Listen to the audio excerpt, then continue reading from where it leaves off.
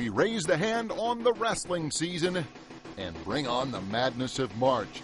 They're head over heels for the big show. Whoa, whoa, whoa! It is the Varsity Kansas Big Show. Hey, and welcome aboard. Jim Covey, joined by Joanna Chadwick from the Wichita Eagle and Chris Elliott.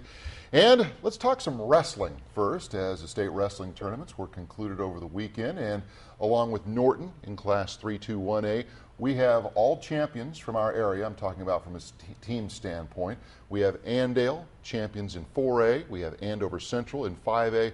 And then winning the 6A is Heights. Now, I'll talk about 4A for just a second because I was at that. And boy, it was a great tournament, especially for Andale because they had that locked up going into the finals. So talking to their coach, Brad Lees, he said, you know, we can wrestle relaxed.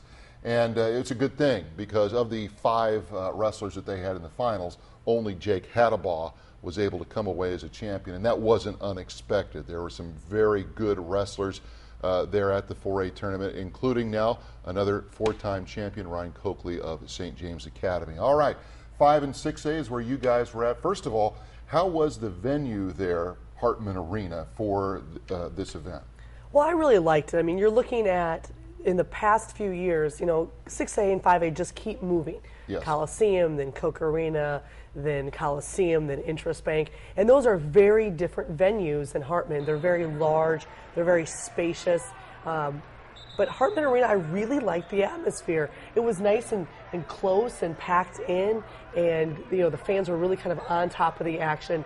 And they were worried that the mats wouldn't fit, but they did fit quite perfectly. So it was a good venue. I think the behind-the-scenes stuff, there's some kinks that they're going to have to work out. But I'd say I did really like Coke Arena for 6A. Mm-hmm. That was a really great place to have it. But I'd say that out of the Coliseum or Interest Bank Arena, it was my favorite. All right, well, let's hope that this event has found a home as long as they're going to continue to combine the classes or run the tournaments concurrently, I should say. You kind of concentrated on Class 5A. Andover Central is your champion, and obviously with the Genslers and Alex Bonska, you know, some pretty good wrestlers there. Like you said, they went into it pretty much ahead in the finals, knowing that they were going to come out team champions, which was kind of good for the coach Terry Alley, who ended up retiring right after his team won. So, you know, Andover Central gets their first team championship, and Terry Alley gets to go off on a high note. You know, like you said, Alex Bonts, champion in 145 pounds. The Gensler brothers both repeat, and it was pretty exciting to watch them. You know, those two guys, I mean, they're young. They just seem to have so much knowledge of wrestling. And just listening to them talk about what they're going to do, I mean, I didn't understand a lot of it because I'm not a wrestling guy. But to me, it sounded like they knew what they were talking about. Mm-hmm. Well, and congratulations to Terry Alley retiring. He is from the crown jewel of Butler County. He is a Douglas Bulldog. Oh, is that right? Yes, well, yes. There you go. Yeah, indeed. All right, Class 6A is kind of what you concentrated on. Good team match, Goddard and Heights. Yeah, it really was where you guys had yours pretty much decided those team championships. Heading into the finals, Heights trailed Goddard by 2.5 points. I mean, it was extremely close and very exciting. But Heights had the edge because they had 4 in the finals, whereas Goddard only had 2. And so when Caleb Bonilla, who was a defending champion, when he lost out, that put Heights in a really good position. They took the lead with Daniel DeShazer. He won his 3rd title. Very impressive. Follows his brother Tristan, who won 4 over at West. And then when Trey Holden from Goddard, also a defending champion, when he lost at 152, it was decided at that point. And it wouldn't have mattered even if Holden and Bonilla would have won, because then Heights follows with Hunter Jameson at 189 and Matt Reed with undefeated and his 31st pin at 160. So it turns out not to matter, but it was a pretty exciting race. And boy, looking at Heights, 1976 was their last 6A wrestling title. Last City League 6A wrestling title since 2001. Wow. So, you know, I always find it interesting, though. Heights has won nearly as many wrestling titles as they have boys basketball. They've won 3 boys basketball titles and 2 wrestling titles. And keep in mind, they've won their basketball titles 2 of the 3 in the last 2 years. So, anyway, congratulations to the state champions in wrestling, both individual and team-wise. And now we move on to basketball, and this will be the week that decides who goes to state tournaments, of course. This is sub-state week. Talk a little bit about what sub-state you're going to be at and what you like. Well, you know, we start early this week with smaller classes, and it's going to heat up as the week goes on. Because even Wednesday and Thursday, it's just one night of 6A, one game, 6A, 5A. I'm going to head out to Dodge City on Friday and Saturday, and I think we've got a really good shot of some area teams going.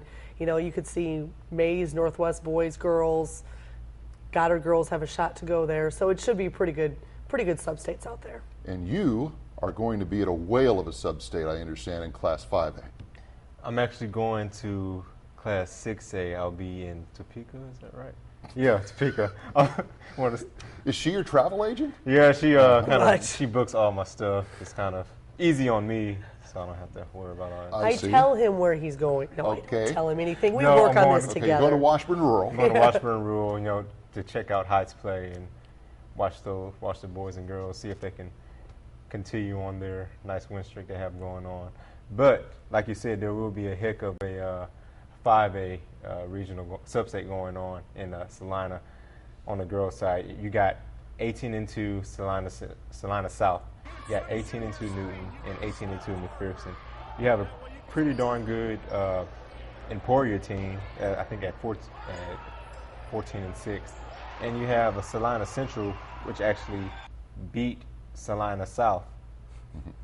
So it's a sub-state that's packed with talent and packed with teams. It's kind of sad to see that only 2 teams will be able to come out of that regional. Mm-hmm. Well, you know, and obviously every year at this time, somebody gets left out. That's right. And you don't hear as much squawking, though, in basketball as you do in football because, hey, you settle it all on the court. That's very true. And the thing is that it's very difficult for the state to try to split everybody up. They do it based on geography, and we talk about this in every single sport. There's not much you can do. I mean, McPherson, Salina South, and Newton, Salina Central, they're all right there. So next week we will be talking state basketball tournaments as boy it all comes to a head here very quickly, and also this week on Thursday and Friday state bowling tournaments out at North Rock. So that is it for this edition of Varsity Kansas, and as always we urge you to be happy, be merry, and be healthy. All this switching of the weather is kind of messing with my throat a little bit. You should have heard Joanna at the state tournament. It was kind of bad. Oh, she's up there yelling at everybody. Actually, they all said that I must be yelling at my husband a lot because I could barely speak. Those poor people I had to interview. It was awful. Okay. No one laughed at me though, right, Chris? No, of course not. Right. That's it. We're done. Out.